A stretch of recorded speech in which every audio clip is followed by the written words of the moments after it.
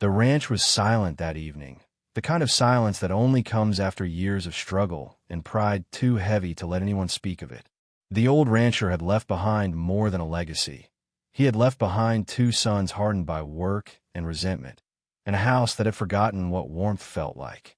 Into that world stepped a young babysitter, a girl of humble roots and quiet strength, hired to care for the children who no longer listened, and to keep a home that had long ceased to feel like one. To the sons, she was invisible, just another pair of hands, another reminder of everything they'd lost. But beyond the hills, watching from the shadows, there was one who saw what they could not. She arrived with the dawn, her steps light, her eyes weary but kind. She did not speak much, but every motion carried grace, the kind that only those who have endured hardship possess. The rancher's sons, proud and distant, barely acknowledged her presence. They mocked her simplicity, her plain dress, her quiet ways. Yet, what they mistook for meekness was something far deeper: resilience. She had known hunger, she had known scorn, and still, she walked with her head held high. Word of her dedication spread quietly across the valley. The children began to smile again, the house started to echo with laughter long forgotten, and the ranch's spirit, buried under years of pride and neglect, began to breathe once more. Still, the sons paid her no mind, too blinded by their own struggles to see the miracle unfolding before them. They saw only the surface, never the strength beneath it. But someone else did. From the far side of the plains, where the wind carried stories older than the ranch itself, a giant Comanche watched. He had crossed those lands many times before, his name whispered with both fear and reverence. Yet, on that day, his gaze was drawn not to battle, but to grace. He saw the way she carried herself amid disregard, the patience, the quiet dignity, the unyielding heart of someone who had been underestimated too long. And so began a story that the plains would never forget, the tale of a girl ignored by the proud, yet seen by a warrior whose strength was not just in his might, but in his ability to recognize true worth. For in the vast silence of the West, where power and pride ruled most men, it was compassion, and the courage to see it, that would change everything. The wind howled across the open plains, carrying with it the faint scent of rain and dust, a reminder that the West never truly rested. On the struggling ranch, life moved with the rhythm of hardship. The two sons of the late rancher worked tirelessly from dawn to dusk, their hearts hardened by loss and the slow decay of everything their father had built. Yet, despite their efforts, the land seemed to resist them, as though mourning the man who once commanded it. In their bitterness, they took it out on anyone who dared to care, especially the young babysitter who had come to help. To them, she was nothing more than a hired hand, a shadow in their father's house, a servant to tend the children and mend what little could still be mended. They dismissed her kindness with cold stares and muttered remarks, convinced she had come to steal what little pride they had left. But she endured it all in silence, her heart anchored in patience. For though she had been treated as invisible all her life, she had learned that worth is not measured by who sees you, but by how steadfastly you choose to remain true to yourself. At night, when the fire burned low, she would sit by the youngest child's bedside, humming soft lullabies that carried through the wooden walls. The house, once a hollow echo of grief, began to hum with the faint pulse of life again. The older son noticed, but refused to admit it.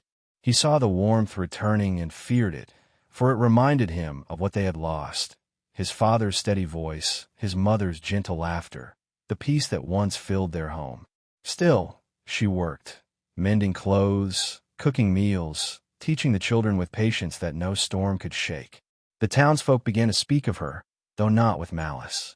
They admired her resilience, her ability to bring life where even the earth had gone dry.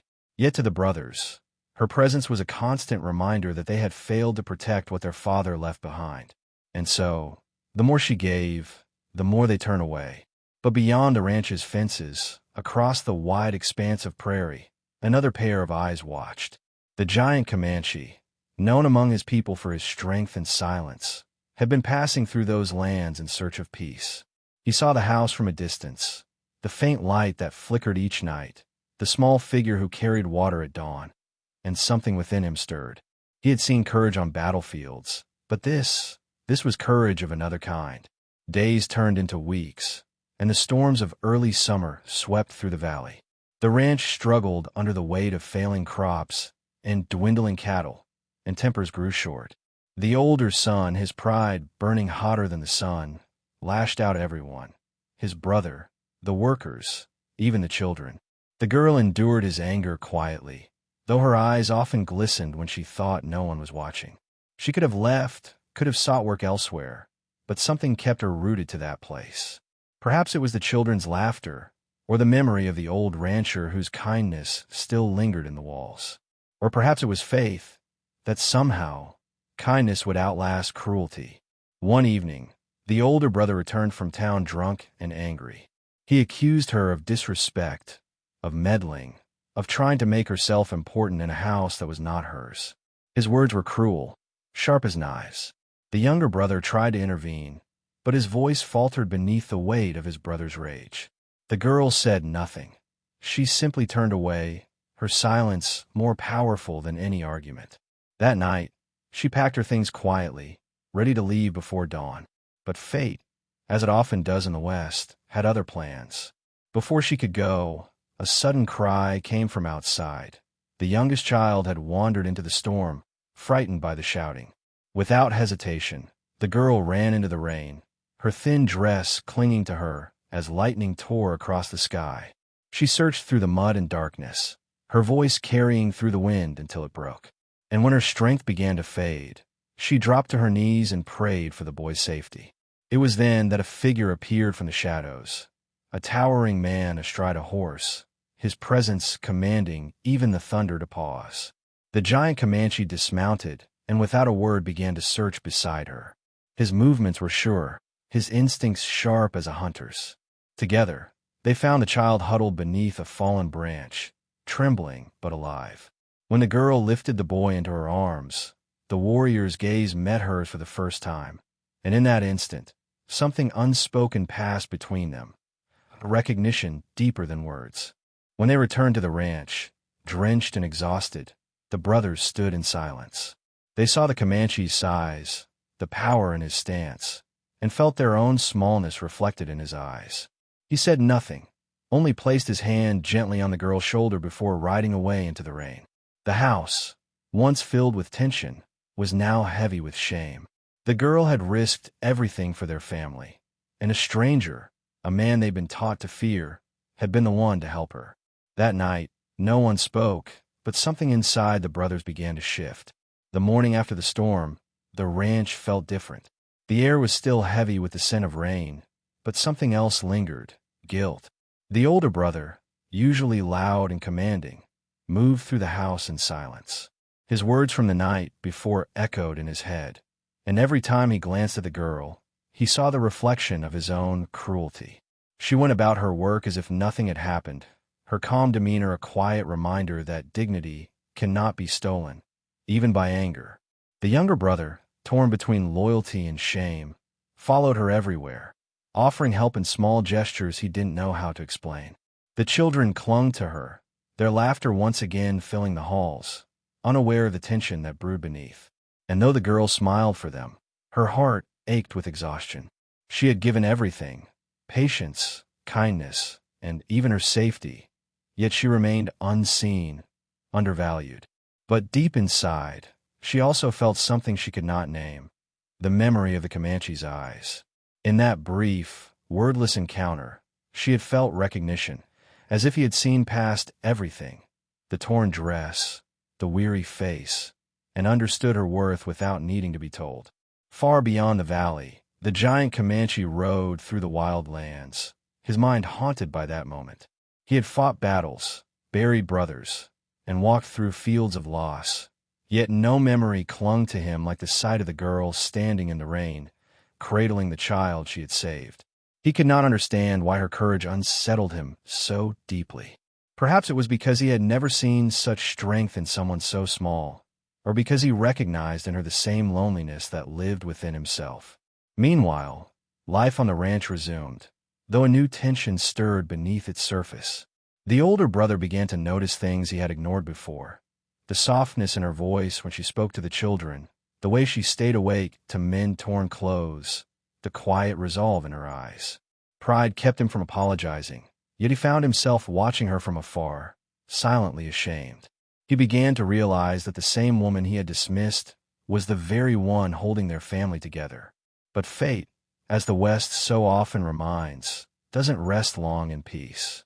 Rumors spread through town about the Comanche who had ridden through the storm to save a child. Whispers turned into questions. Why had he come to the ranch? Who was the girl he'd helped?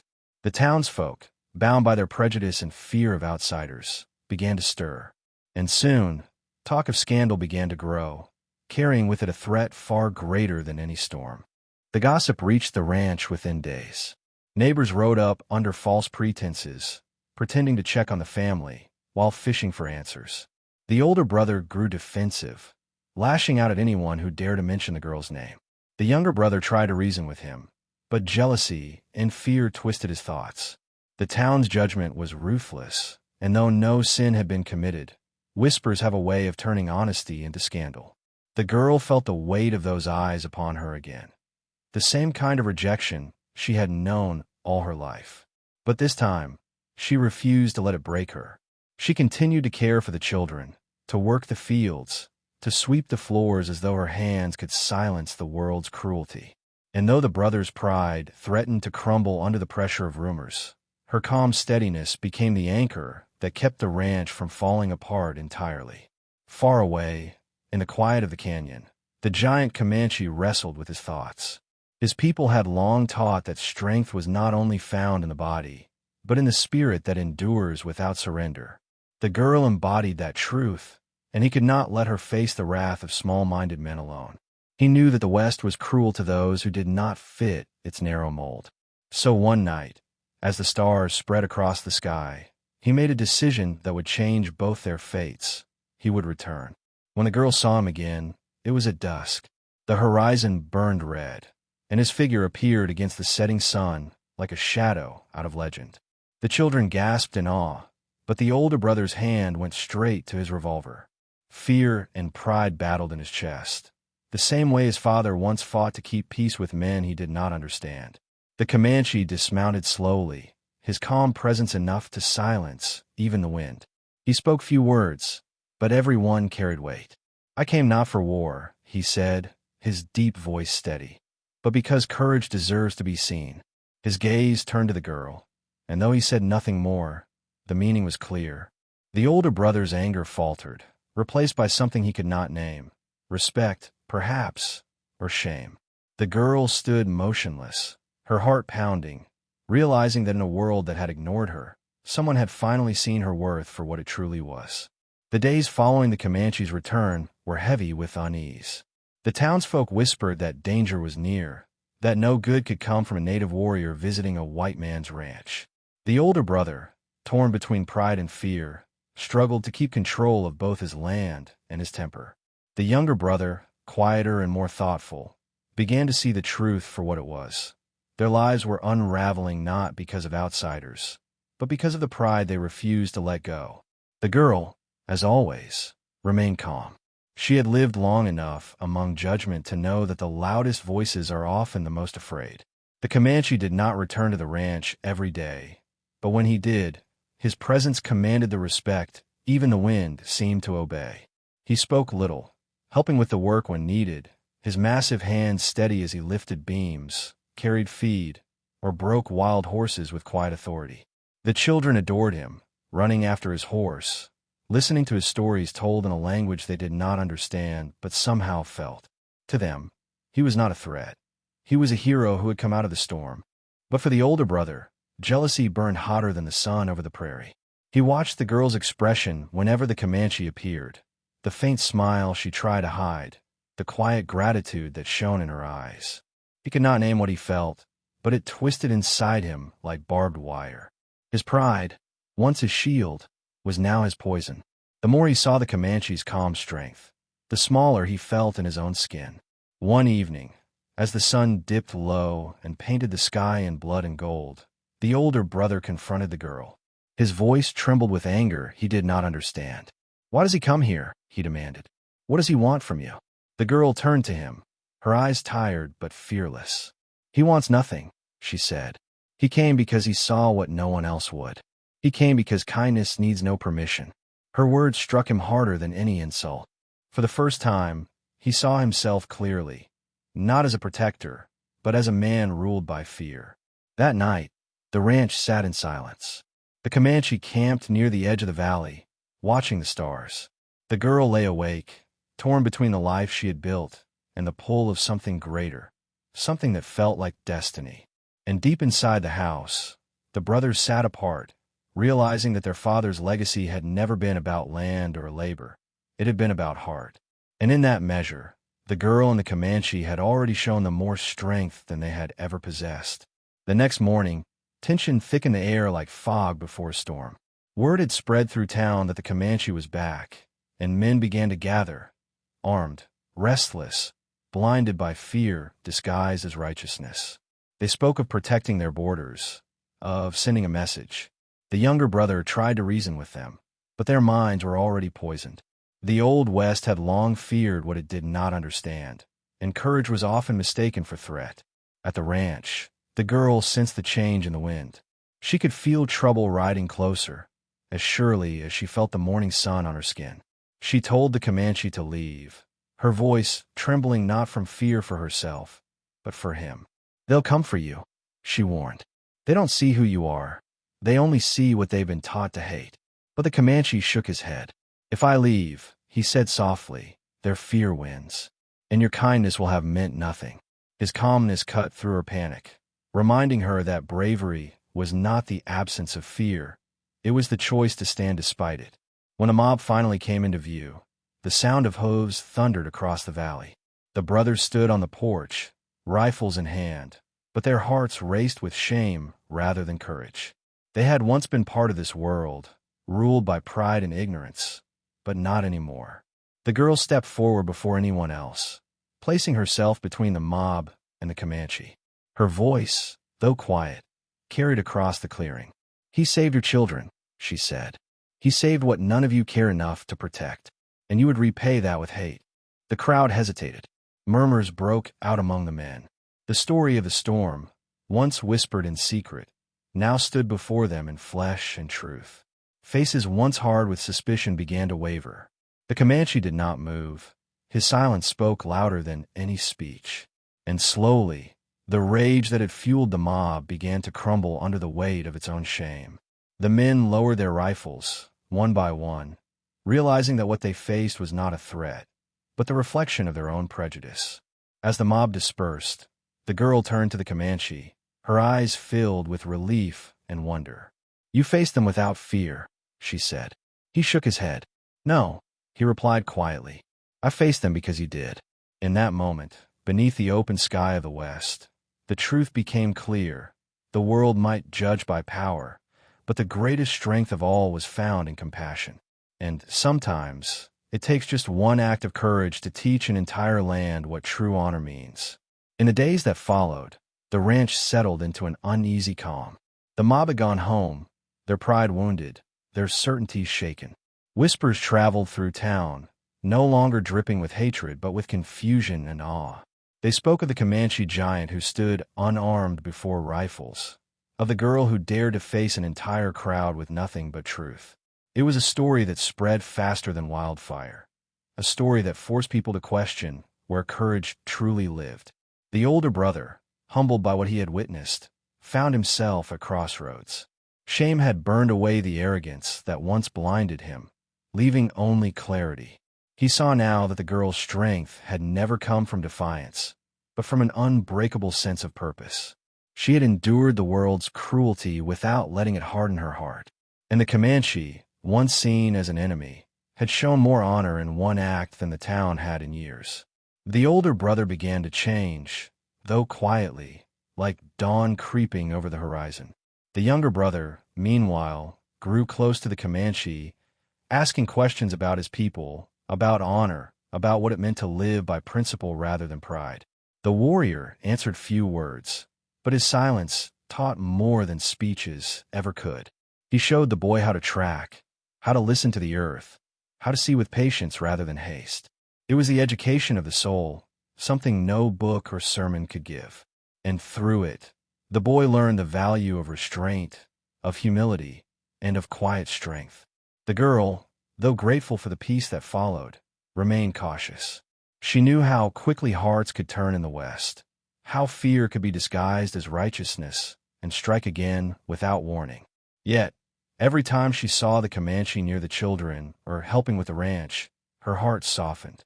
His presence brought calm, a balance she had never known. What began as gratitude was slowly turning into something deeper, something neither of them dared to name. But peace in the West was never permanent. A group of men in town, bitter and humiliated by their failed uprising, began to stir once more. They could not bear the thought of being bested by a woman and a native warrior. They plotted under the cover of darkness, determined to reclaim their pride. And though they did not yet know it, their return would test not only the strength of the Comanche and the girl, but the redemption of the rancher's sons as well. The attack came on a moonless night. The sound of galloping horses broke through the stillness like thunder. The ranch, quiet and peaceful under the stars, erupted into chaos. The older brother was the first to hear it. He burst from his bed, rifle in hand, his heart pounding. The younger brother followed, shouting for the girl and the children to stay inside. But it was too late. Flames had already begun to lick the edges of the barn, and figures moved in the darkness, torches burning like vengeful stars. The Comanche was outside before the brothers could act, his instincts sharp as lightning. He moved like a shadow, swift, silent, deliberate. With nothing but his bow and his bare hands, he faced the attackers head-on. The men shouted curses, firing wildly, but the darkness was his ally. The lumbering shapes of their arrogance met the precision of a man who had spent his life surviving a world that hated him. Yet even as he fought, his eyes searched the house for her. Inside, the girl gathered the children, her hands trembling, but her will unshaken. She pushed them beneath the cellar hatch, whispering words of comfort as gunfire crackled outside. The older brother stood by the door, firing into the night, while the younger boy helped remove what furniture they could to block the windows. But when a flaming torch crashed through the glass, she knew this would not end without sacrifice. The older brother shouted for the Comanche, his voice cutting through the chaos. "We can't hold them," he cried. The warrior appeared through the smoke, his chest heaving, his eyes fierce. Without hesitation, he grabbed the burning torch and hurled it back into the night, his voice booming across the valley. "This land will not fall tonight." The attackers faltered, startled by the sheer force of his defiance. And in that pause, the brothers saw something they had never seen before: true leadership. Not born of birthright, but of courage. When dawn finally came, the attackers had scattered, leaving only ashes and silence behind. The barn was gone, the ground charred, but the house still stood. The girl stepped outside, her dress torn, her face streaked with soot. The Comanche stood at the edge of the clearing, blood on his arm but fire in his eyes. She ran to him without thinking, tears breaking free. And for the first time in her life, she felt what it meant to be safe. Not because the danger had passed, but because someone had chosen to stand for her, no matter the cost. The smoke hung heavy over the valley that morning, drifting slowly toward the horizon, as if the land itself mourned what had been lost. The barn was reduced to blackened beams, the earth scarred by violence, but the people within the ranch stood unbroken. The older brother, his pride finally burned away like the wood that had fed the fire, looked upon the Comanche and the girl with eyes no longer clouded by arrogance. "You saved us," he said quietly, his voice shaking with remorse. "No," the Comanche replied, his tone calm and resolute. "We saved each other." Those few words carried the weight of forgiveness, heavier than any sermon the West had ever preached. The younger brother walked beside the girl, his gaze filled with wonder. "I didn't know courage could look like this," he whispered. She smiled faintly, exhaustion softening her features. "Courage," she said, "isn't born from strength. It's born when you have every reason to give up, and you don't." Her words lingered in his heart like scripture. For years, he had believed courage belonged only to men with guns, to those who could fight. But now, watching her and the Comanche standing against the sunrise, He understood that true bravery was quiet, steadfast, and born from love. The townsfolk arrived by midday, drawn by the smoke that curled across the plains. They came expecting to see ruins, expecting to find tragedy, but instead, they found survival. The girl, standing before the charred remains of the barn, greeted them with calm dignity. The Comanche stood beside her, not as an outsider, but as a guardian of what they had all nearly destroyed through fear. Shame rippled through the crowd as they realized what they had done, what they had almost taken. One of the men who had attacked stepped forward, his hat in his trembling hands. "We were wrong," he said, his voice barely more than a whisper. "You've shown us what we forgot. That decency still matters." The girl did not answer with anger or pride. She simply nodded. The Comanche's gaze softened as he watched her forgive without a word. Her mercy, like her courage, spoke louder than any threat. It was a lesson carved deep into the hearts of all who stood there that day. As the sun climbed higher, light spilled over the valley, washing away the shadows. The West had always been a land ruled by pride and power, but in that moment, something shifted. The story of the rancher's sons, the orphaned babysitter, and the Comanche giant began to spread, not as a tale of conflict, but of redemption. A reminder that sometimes it takes those most overlooked by the world to remind it what humanity truly means. Days turned into weeks, and peace slowly returned to the valley. The ranch was rebuilt, not through money or pride, but through unity. The townspeople came together, working side by side with those they had once shunned. The older brother labored harder than ever, his silence now a sign of humility rather than arrogance. The younger brother grew wiser, tempered by lessons of courage and compassion. And through it all, the girl remained at the heart of the home, her kindness binding together what violence had once tried to tear apart. The Comanche stayed for a time, helping rebuild what the fire had taken. Though his people called to him from beyond the hills, he could not bring himself to leave. Not yet. He had found something in that house, in that woman, that the endless trails of his past had never offered: peace. Each evening, as the sun dipped low, he would sit by the fence and watch her with the children, her laughter soft as wind through the grass. For a man who had spent his life among war and silence, it was the sound of redemption. One night, beneath a sky thick with stars, the girl approached him. "You could have left," she said softly. "Why did you stay?" The Comanche turned his gaze toward the horizon, then back to her. "Because you showed me something I had forgotten," he answered. "That even in a land this cruel, there are hearts still worth protecting." Her eyes glistened with tears she could no longer hold back. No word could follow, none were needed. In the quiet of that moment, the West itself seemed to hold its breath. When he finally rode away weeks later, no one tried to stop him. The girl watched from the porch, her hand resting over her heart. The children waved until he disappeared into the morning haze, and the brothers stood behind her, heads bowed in respect. The ranch would never forget him, nor would the land. His legend would live not through fear or blood, but through the grace of a single act of compassion that changed everything. And as the years passed, travelers who crossed that valley would often hear whispers of the story: the girl once ignored, the sons once proud, and the Comanche who saw worth where others saw none. It became a tale not of power, but of perspective, a reminder that sometimes the ones the world overlooks are the ones who carry its greatest strength. And in the endless dust of the Old West, that truth would shine brighter than gold. Time has a way of softening memories, yet some stories never fade. They live on in the wind that crosses the plains and in the hearts of those who remember what truly matters. The tale of the struggling rancher's sons, the quiet babysitter, and the giant Comanche became more than a story whispered around campfires. It became a lesson carved into the very soul of the West. It spoke of humility learned through pain, of courage found in silence, and of the power that lies in seeing worth where others see none. The girl who was once ignored by prideful men became the symbol of what the land itself had always tried to teach: resilience. She proved that kindness does not make one weak, it makes one unbreakable. Her strength was not the kind that conquered through force, but the kind that endured through storms, through prejudice, through fear. And because of that, she changed the hearts of everyone who once doubted her. She showed that compassion, when met with courage, can rebuild even what fire and hatred destroy.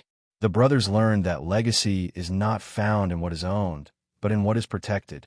Their father's ranch had been built with sweat and soil, but it was saved through the grace of those they had overlooked. They learned that true strength is not pride. It is the humility to admit when you are wrong, and the bravery to stand beside those who once stood beneath you.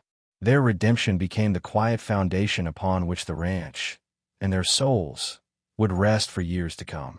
As for the Comanche, his name became legend not because of his size or strength, but because of what he represented, the rare kind of honor that transcends boundaries of blood and land. He came as a stranger, but he left as a guardian of truth, a reminder that the West, for all its cruelty, still had space for grace. His spirit lived on in the stories told by travelers who spoke not of battles or power, but of a single act of courage that changed the course of many lives. And now, as this story finds its way to you, let it be more than just a tale of the past. Let it be a reflection of the present. How often do we overlook those who carry quiet strength? How many times do we mistake humility for weakness? If this story moved you, let it remind you that sometimes the most powerful souls are the ones the world tries hardest to ignore. Share your thoughts below, because your voice matters here. Like this video if you believe compassion still has a place in this world, and subscribe so you never miss another story that carries the spirit of the Old West, where courage, redemption, and humanity still ride together across the open sky.